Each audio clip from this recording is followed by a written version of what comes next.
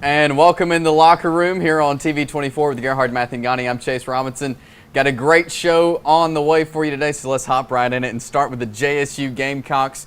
Big win this past weekend, claimed the OVC title, but one more game left in the regular season for the Gamecocks. Exactly. And this team wants to finish strong, and one of the things that has been just so impressive, and it sounds redundant over the course of the last few weeks doing this show, they just seem focused one game at a time. And right. It just sounds like coach speaking. It sounds like just normal talk, but that's just not what this team is doing. This team is really doing it. They're really putting it one game at a time, and they were rewarded with that mentality with the second straight conference championship, but you know that's not enough for them. If they get the win this week, they'll stay number one.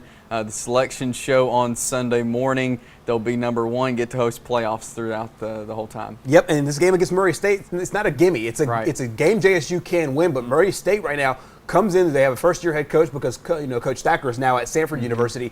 But this is a team in Murray State that leads the country in throwing, so the pass defense will be tested. Like I said, it's another winnable game for JSU, but I'm really, really excited to see what this team can do moving forward, especially going into those playoffs. And here's what Coach John Gross had to say this week as they prepare for their last OVC game. I mean, once you achieve the accomplishments, you kind of look back and go, "Wow, that's pretty sweet there," being able to do it. So, but I do not think this team is satisfied, with that, and I think they're ready to, continue to play and continue to prepare and just enjoying that moment that you're in. Saturday kickoff is at 1 p.m. and you can catch that game here on TV 24. Let's move now to the Auburn Tigers. Tough loss to Georgia this past week. We thought we saw a different team at Texas A&M, or we did see a different team at Texas A&M, then a tough loss to Georgia, Idaho this week. What's going on with Auburn? It's the same roller coaster that it's been kind of all season long. We've seen where they look good at one spot and then they look not so good in another spot. And against Georgia, we saw some things work out well, especially that defense. I think Will Muschamp's getting that defense now right on track where they need to be, but the offense, they just – after a good week, like you said, against Texas A&M, they sputtered against Georgia, and you really can't call it the quarterbacks because both of them got snaps last week. This week, Idaho, it's in the sense a big game because bowl eligibility lies on this game. 3-7 Idaho, game 11 of the season, is not where football fans or Auburn fans thought they would be now searching and grasping for a bowl. And you have to figure this is the one game that JSU or that Auburn feels like they have a great shot at winning with the Iron Bowl coming up 2 weeks later. Let's talk about the quarterback. Jeremy Johnson is projected to start this week as well. What's it going to take for Sean White to get back in it, and what are they going to do for the Iron Bowl?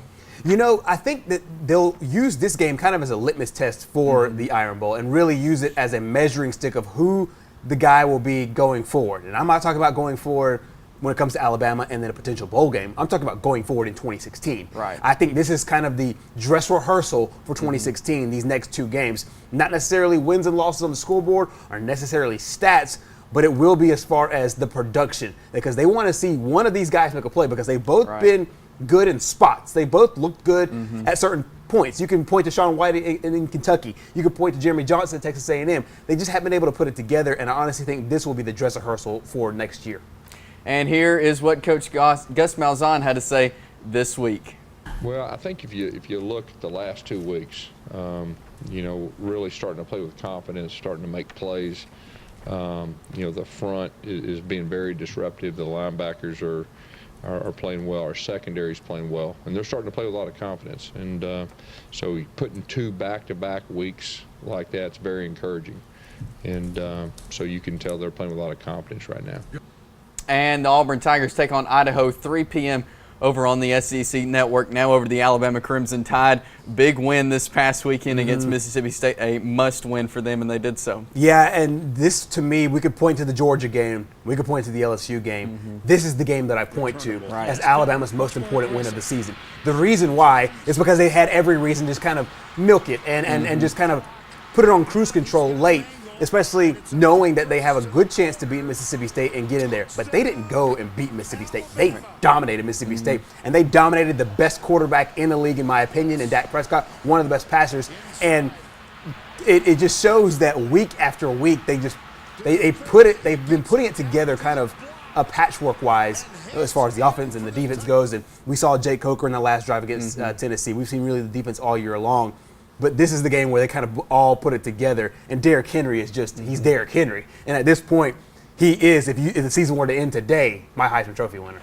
That's what I was going to ask next. When you look at the Heisman Trophy race, is he up there at the top? Has to be, because he's punishing good teams, and we're kind of taking for granted some of the things that Leonard Fournette did at the beginning of the season is what Derrick Henry's doing at the end of the season. Right. And everybody's beat up, and everybody's banged up, and he just continues to get stronger as the game goes along, and it's kind of indicative of the season. He's getting stronger as the season goes along as well. This week with Charleston Southern, they're not a bad football team. Right. They've competed well in the FCS. This isn't a game Alabama can take lightly, but one they can definitely use for the Iron Bowl to practice. Right. Alabama took Monday off, and you could tell that it's just basically sore legs and trying to get in there. But I don't think Alabama will take this team lightly. I think their record speaks for themselves. They're 9-1. Their only losses to Troy in a game that was winnable for Charleston Southern, a top 10 team in the FCS. I don't expect them to beat Alabama because in games like this, usually the depth gets those FCS schools. But this is a game that I think works two ways for Alabama. Number one, it gives them a quality FCS opponent moving forward. But at the same time, it gets them ready for a fast-paced Auburn team because Charleston Southern likes to run that same kind of offense. Well, let's see what Coach Nick Saban had to say this week in his press conference. Charleston Southern is 9-1, one of the probably best teams in their FCS division. They're ranked in the top 10 in almost every category.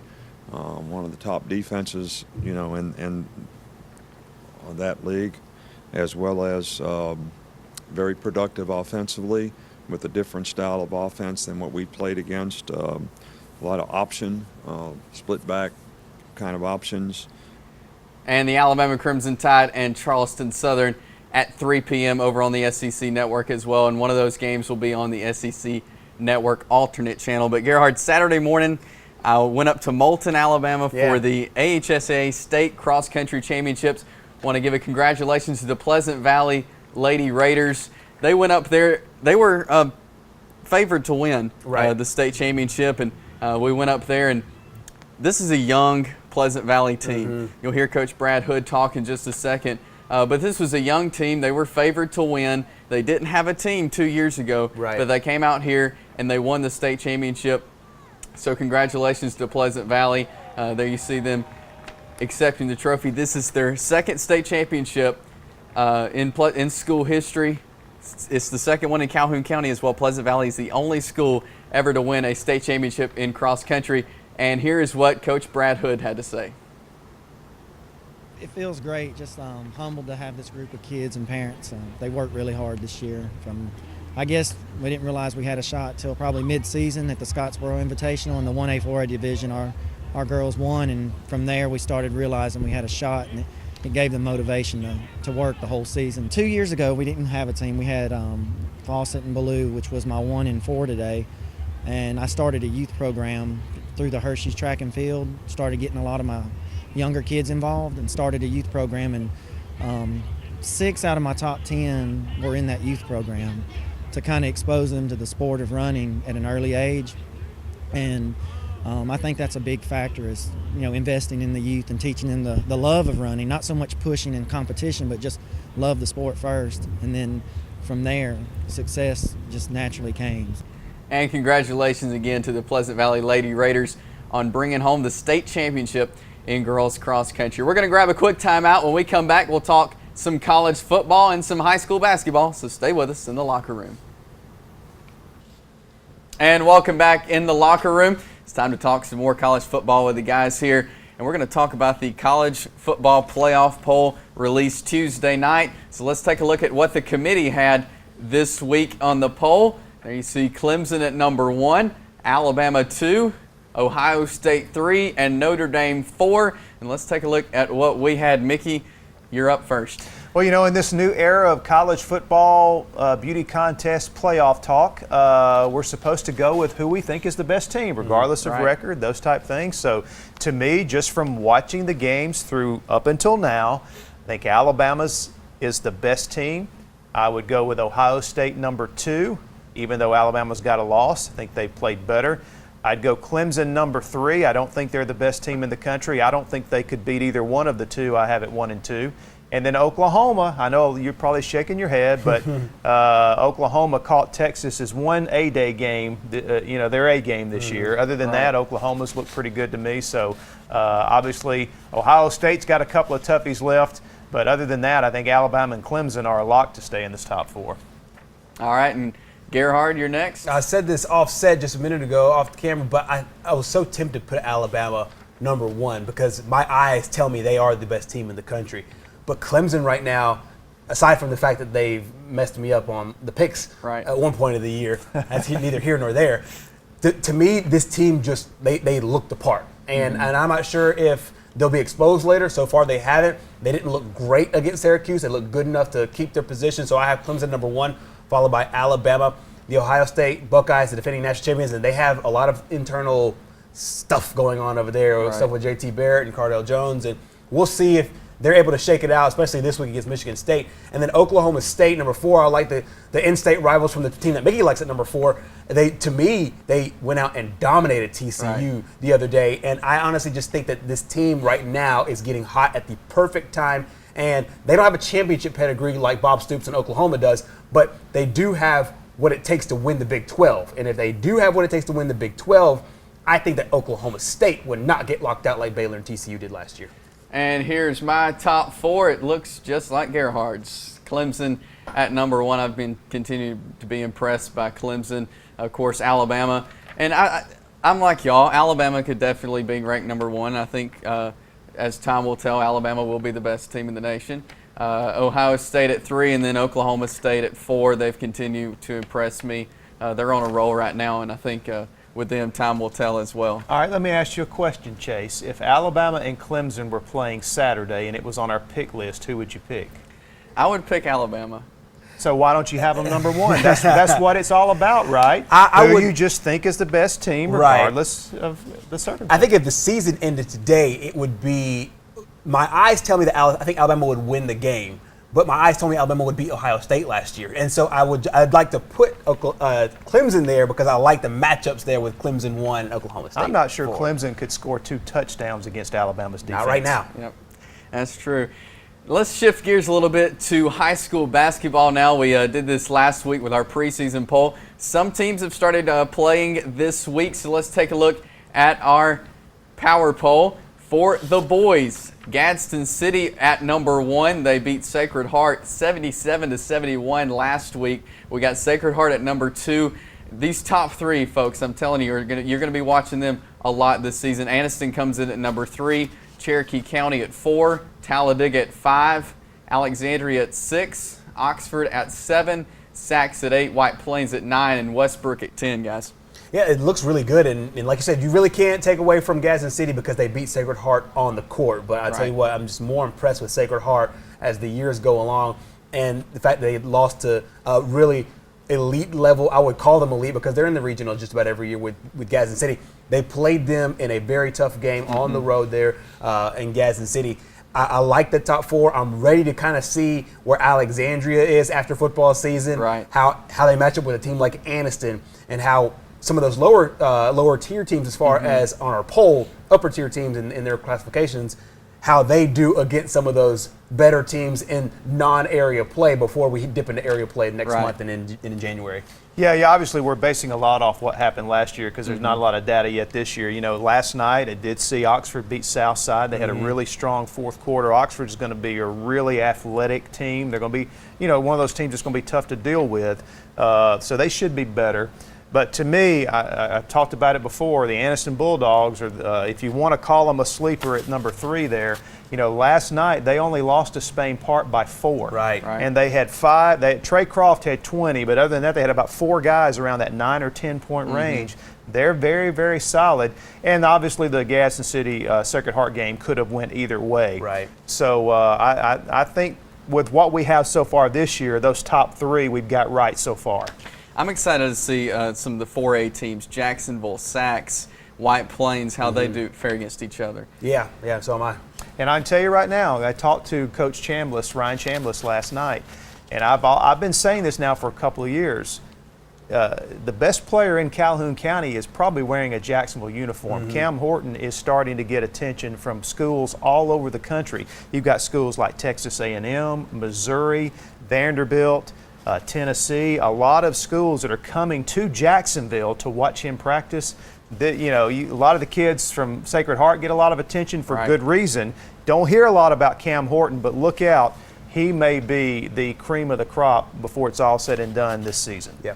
So let's take a look at the girls' power poll now for high school basketball. There you see Anniston at number 1, Spring Garden at 2, Gadsden City at 3, Glencoe at 4, Jacksonville at 5, Sachs at 6, Southside at 7, White Plains at 8, Alexandria at 9, and Piedmont at 10. Yeah, number 1, like we all talked about for a long time now with the Anniston Lady Bulldogs, they returned so many different players from last year's team and so much production. I'm really excited to see them as the season moves along, as well as Spring Garden. Like Mickey talked about with information, a lot of this is built on a lot of last year, and I just can't wait to see as November comes to a close and December starts to roll in, what these teams start to put together and the way these teams will look this year as compared to last year. Yeah, obviously Anniston is the team that we all are really interested to see how they do because they got so much back this year and a very established program. But, schools like Spring Garden, Jacksonville,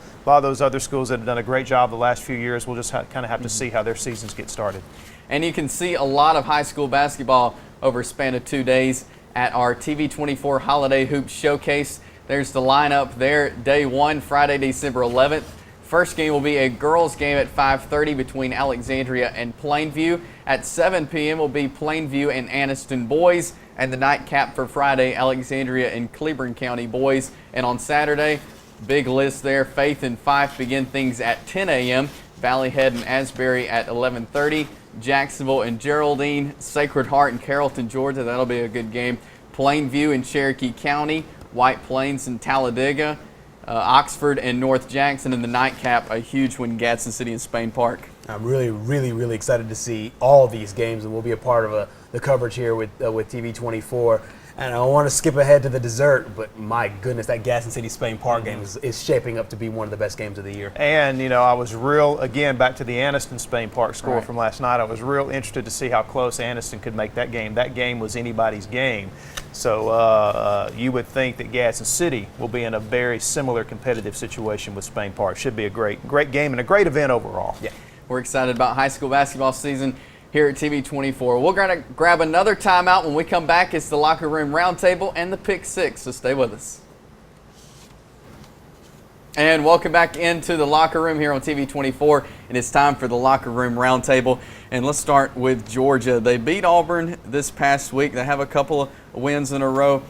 Is that going to save Mark Richten his job? It depends, because I don't know if the frustration level has reached that tipping point yet. We've seen it year after year where it gets close. I happen to be down in Auburn, and where we were with a lot of Georgia fans, and I was able to get a pretty good litmus test of the way they feel. And I would say that 60% are probably still in Mark Richt's corner moving forward. And the biggest thing that they kept saying is, who's out there? And you got like Kirby Smart, but he hasn't been proven yet. And we've heard about some of the things that is going on inside the staff as far as friction goes, but he couldn't do anything about the fact that Todd Gurley, was hurt, and he was able to go get that Gargis guy out of the Genghis guy out of UAB. He's become a player. I think that they're gelling together, but it all depends on the frustration level of those that are in the administration, and I think they'll give him a pass. Yeah, I love the old saying that people change when the pain to change becomes less than the pain to stay the same. Right. And I don't, like Gerhard saying, I'm not sure if we're at that point yet. I've often wondered if Mark Richt was going to get tired of Georgia before they got tired of him. His wife's had a lot of health problems over the years. You can see he's aged. He's like a president the last 4 years. He just looks older after what he's been through the last few years. I wouldn't be surprised if he moved on, but I'm not sure, especially after beating Auburn, even though that wasn't a big deal. I'm not sure that there's enough consensus to fire him yet. Right. Well, let's shift gears a little bit, literally to NASCAR. Championship week, Jeff Gordon in the Final Four, his last season. Is he going to pull it out? Yeah, I hope so. And this is working out kind of like when John Elway retired, and And when Ray Lewis retired on top, he's just one of the top guys going out where we think he should go out. And I think last week in Phoenix was a little indicative of kind of where this season is going, because Darren Hart Jr. won a rainy race in Phoenix where it rains 10 times a year. But Jeff Gordon right now, he's driving on par perfectly. But the thing to me is the field is very strong. You have defending champion Kevin Harvick in there. You got Martin Truex Jr., he's a very, very, very strong racer. And Kyle Busch, who came back from a leg injury and has just looked great all year long. He's got 4 or 5 wins on the season.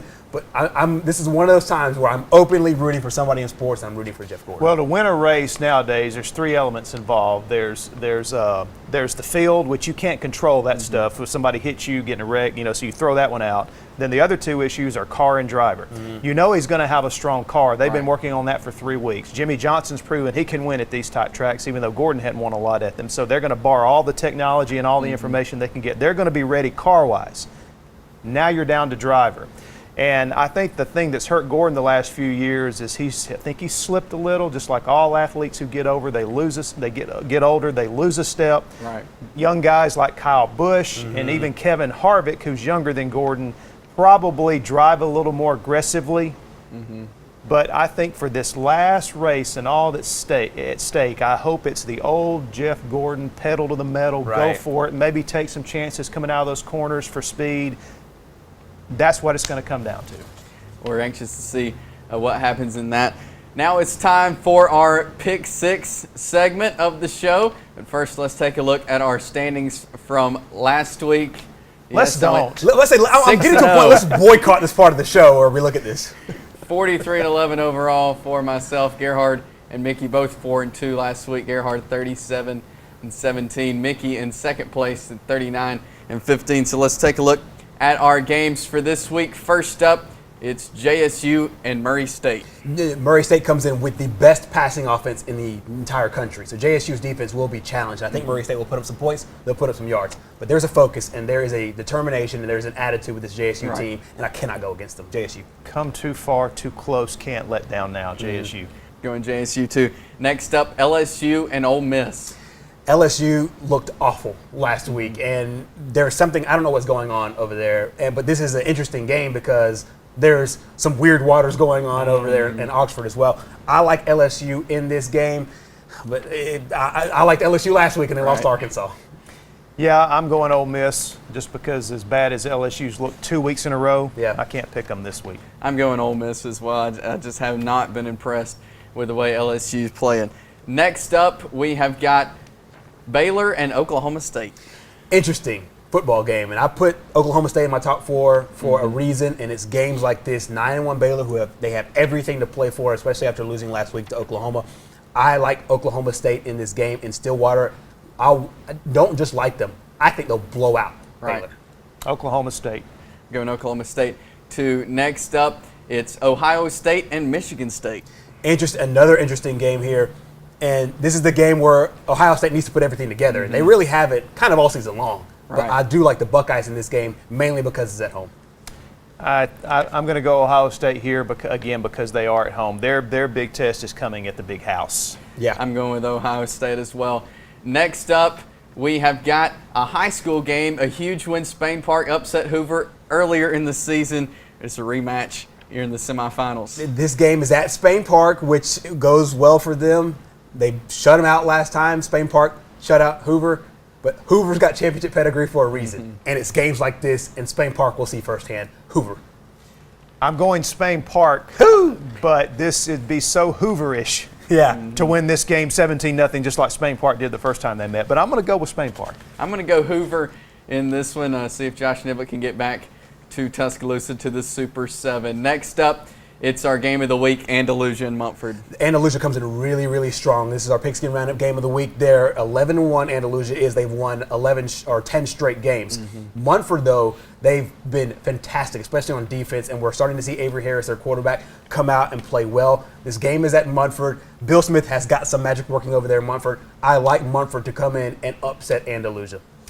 I like to be able to drive through Munford and get through there safely, so I'm going with Munford.